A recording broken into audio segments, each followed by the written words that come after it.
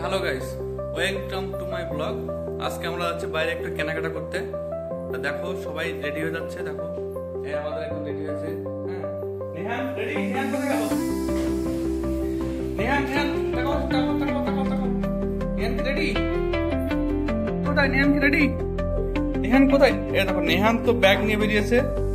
এই দেখো ব্যাগ কোথায় নিয়ে যাবে তুমি? ডিমার্টে কি কিনতে?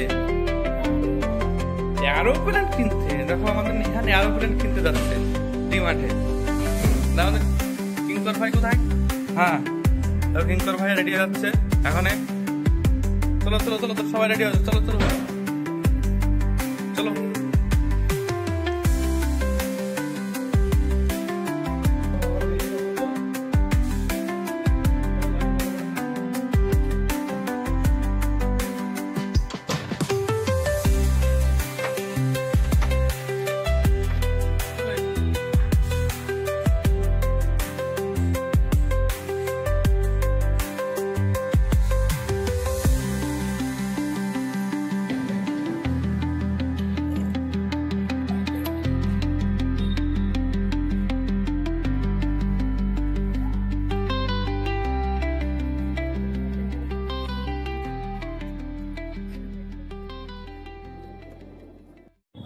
তো দেখো শেষমেশ অনেক বাধা বিঘ্ন পেরিয়ে আমরা পৌঁছে গেলাম ডিমার্টে এসে বাইক পার্ক করার জায়গাও পেয়ে গেলাম। বাইক পার্ক করে হেলমেটটা লক করে যেতে হবে, না হলে এখানে অনেক চোর ছাত্র আছে যেখানে হেলমেট চুরি করে নিয়ে যায়। আমার আগেও দুটো হেলমেট চুরি হয়ে গেছে। ভালো হেলমেট দেখলে চুরি নিতে যায়, কার এত কাজে লেগে যায়।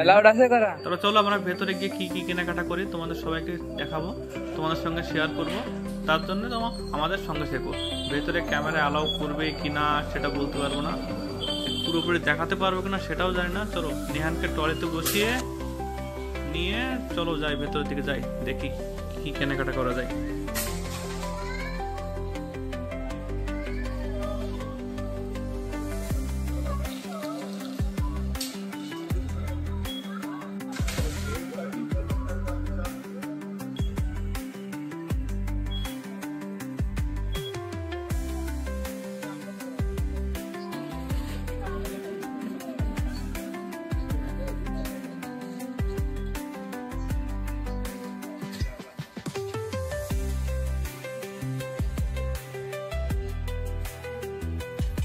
আমাদের আটা শেষ হয়ে গেছিল, আটা নিতে যেতে হবে একটা। তো ভাবছি 5 কেজিটা নেবো না 10 কেজিটা নেবো। 5 কেজিটা 300 টাকা ছিল, আর 10 কেজিটা 400 টাকা ছিল। তাই ভাবলাম 10 কেজিটা নিয়ে নিই, মানে 100 টাকার জন্য 5 কেজি আটা পেয়ে যাচ্ছে আর বেশি। তারপর চলো দিয়ে অন্য কিছু নেওয়া যায় কিনা।